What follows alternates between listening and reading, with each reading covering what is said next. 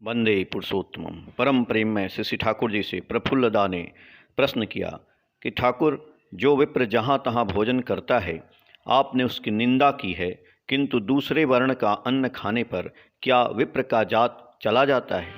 श्री ठाकुर ने बोला, ऐसा मैं क्यों कहूँगा। मैं कहता हूँ जो असभ्य तथा असदाचारी हैं उनके हाथ का खाना ठीक नहीं है। जो द्विज संस्कारी हैं, जो सदाचारी हैं, वे एक दूसरे का अन्न खा सकते हैं, पर इस विषय को लेकर कोई जोर जबरदस्ती नहीं चल सकती है।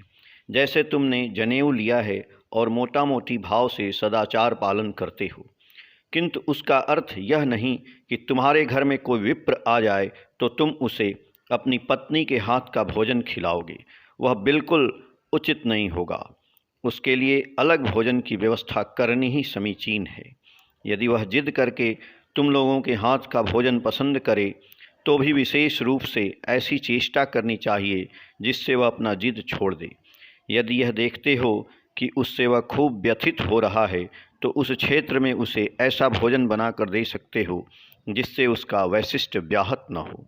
किंतु तुम्हारी ओर से विप्र को पका हुआ अन्न खिलाने का आग्रह अपराधजनक होगा। मेरी तो धारणा है कि यदि किसी सदाचारी विप्र के घर में कोई सदाचारी वैश्य जाए तो विप्र को भी उससे यह पूछना उचित है कि वह स्वपाकी है या उसके लिए अलग से भोजन की व्यवस्था करनी होगी। उसके यह बात सुनकर वैश्य कह सकता है, कैसी बात कर रहे हैं, आपका प्रसाद पाने के लिए ही तो यहाँ आया हूँ। तभी निश्चिंत मन से अन्न उसे दिया जा सकता है।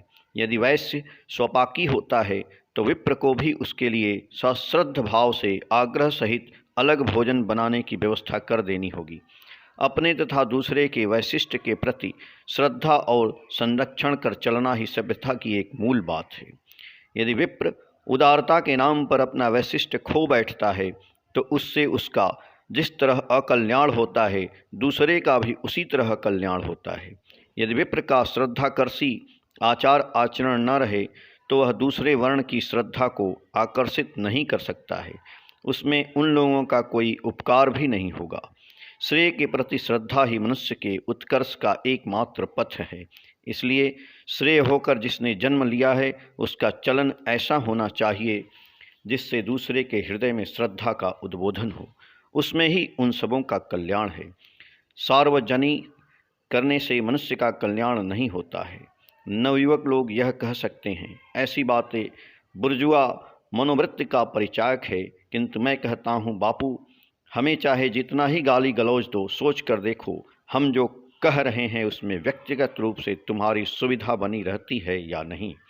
मैं शपथ लेकर कह सकता हूँ कि हम लोगों की जो बात है उसे मानकर चलने में किसी की सत्ता की असुविधा नहीं होगी, पर हाँ, सभी की प्रवृत्ति के हित में वह रुचिकर नहीं भी हो सकती है। किंतु सोच कर देखो नरे पागल, सत्ता के लिए प्रवृत्ति है या प्रवृत्ति के लिए सत्ता है? यदि सत्ता के जरिए प्रवृत्ति की सेवा करते हो तो कहाँ खड़ा रहोगे? बचना चाहते हो या तुम्हारा और कुछ मतलब है? जय गुरु। आलोचना खंड भाग 3 से।